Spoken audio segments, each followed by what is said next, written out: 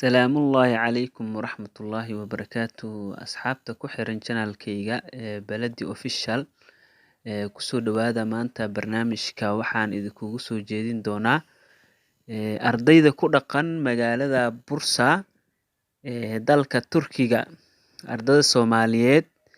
halkaa wax ka barata jaamacadda Uludaya University ayaa waxa ay doorteen gudoomiyihii ugu horeeyay si cod ah si xur ah loogu doorta magaaladaasi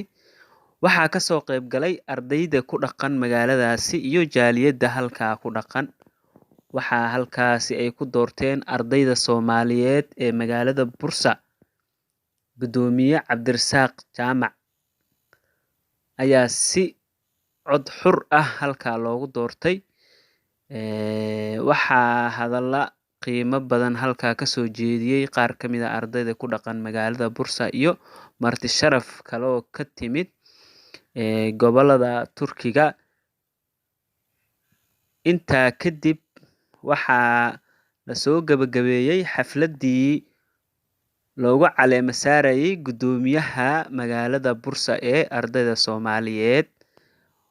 wabillahi tawfiiq aad baad u mahadsantihiin warkaas iyo waxaad ka daawan doontaan channelkayga Baladi Official aad baa u mahadsantihiin subscribe like share thank you very much waad salaamantihiin ardayda magaalada Bursa thank you very much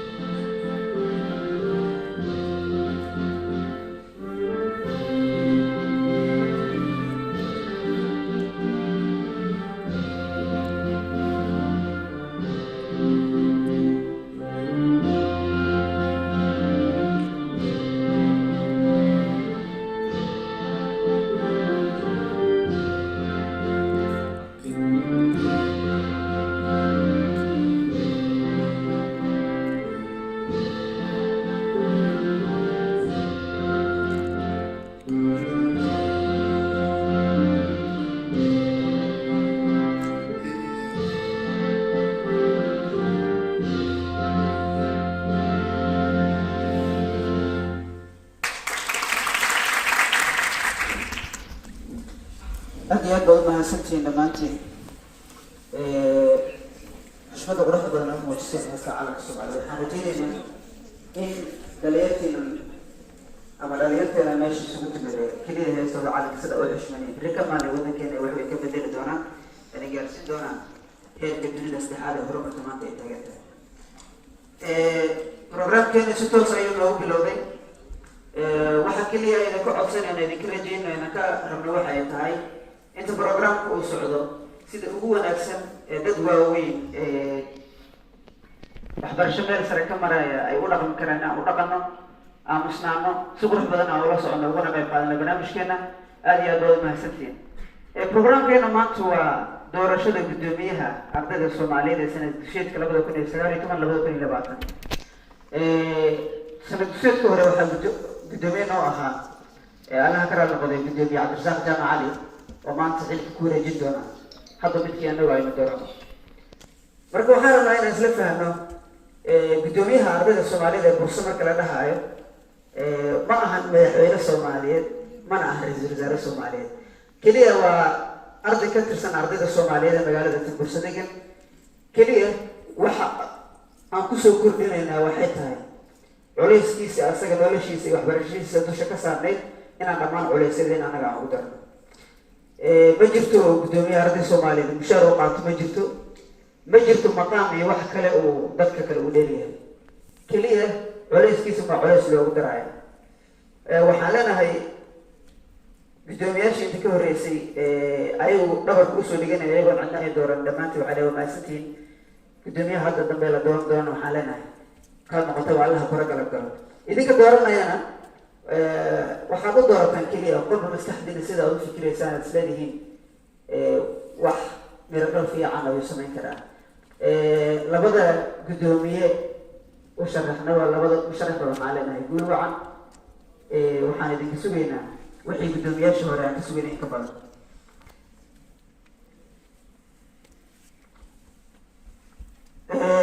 waxaa muhiim ah oo rabnaa inaan la socodsiiyo dhammaan dadka hadal jeedinta samayn doona inuu waqtiganagu aada loogu yaryahay. hadal jeediye walba waxaa leeyahay 5 daqiiqo. 5 daqiiqo waxaan ka rajaynaynaa qof walba uu kusoo gabagabeeyo uu kusoo koobo waxa uu sheegi lahaa. idinkoo aada umahadsan. hadal jeediyaha ugu horeeya halkan uga yeeraya waa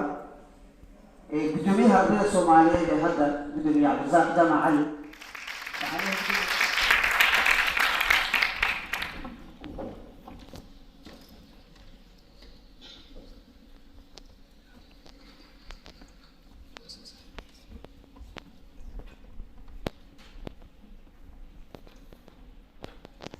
بسم الله الرحمن الرحيم.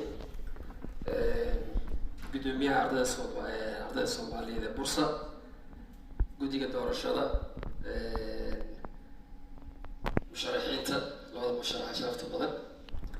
أرض القروض بدن هنا بورصة هي أرض كانت مجال الكلام دمانتي محل السلام يا سلامتي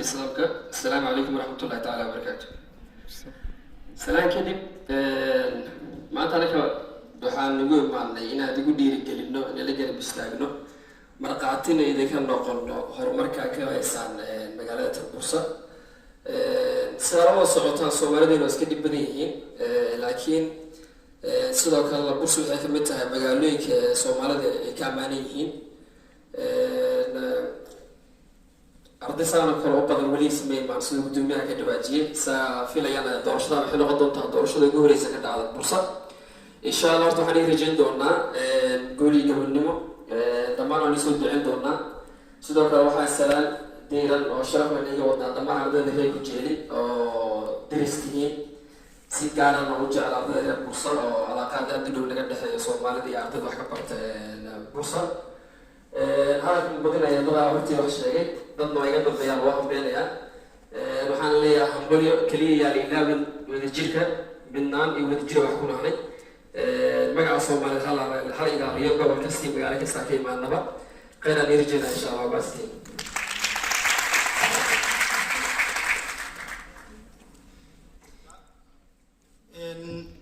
waxaan bartaa kulliyadda caafimaadka xoolaha waxaan ahay qof sameynaya digriga labaad ama masterka sameynaya. waqtigu aad igu yar aawadi runtii waxaan wax badan codsanayay in 10 daqiiqo badan la siiyo laakiin waxaan qiyaasaa in waqtiga aad yani inoogu gaaban yahay laakiin waxaan isku dayaa inaan soo koobo insha Allah anigu ka faa'iideysanayo waqtiga.